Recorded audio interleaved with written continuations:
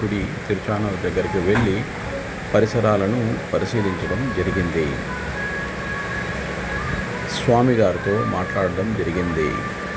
ఆ ప్రాంతం పూర్తిగా రెసిడెన్షియల్ ఏరియాగానే కనిపిస్తుంది. చుట్టుపక్కల ఇల్లులు అన్నీ కూడా ఉన్నాయి. వాటికి కరెంటు అన్నీ కూడా ఇచ్చి ఉన్నారు. పొలాలు కూడా ఉన్నాయి. ఈ ప్రాంతం పూర్తిగా రెసిడెన్షియల్ ఏరియాగానే గుర్తించబడుతుంది. ఈ ప్రాంతంలో దేవాలయం నిర్మించడానికి అనుమతులు ఇచ్చే అవకాశాలు ఉన్నాయి. నదికి కూడా దాదాపు 380 మీటర్ల దూరంలో ఉంది. అంటే గృహాల కన్నా వెనుకాలే ఆలయం ఉంది. కాబట్టి ఇక్కడ గుడి నిర్మాణానికి భక్తుల ప్రవేశానికి ఎటువంటి ఆటంకాలు కల్పించకపోవచ్చు. ఈ ప్రాంతం నదీ ప్రాంతం. ఈ ప్రాంతం నుండి దూరంగా దేవాలయం ఉంది.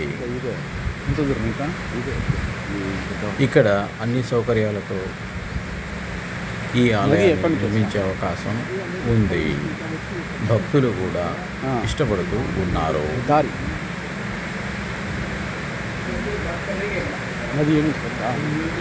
ఇక్కడ ఎటువంటి డిస్ప్యూట్ ఉండకపోవచ్చు. ప్రభుత్వ భూమి అయితే ఆలయ నిర్మాణానికి ఖచ్చితంగా ప్రభుత్వం సహకారం అందిస్తుందని భావిస్తున్నాం. ప్రైవేటు ప్రాపర్టీ అయినప్పటికీ కొనుగోలు చేయడం ద్వారా దాన్ని ధృవీకరించే అవకాశం కూడా ఉండవచ్చు. అయితే ప్రభుత్వ భూమిగా నిర్ధారణ అయితే సమస్య లేదు.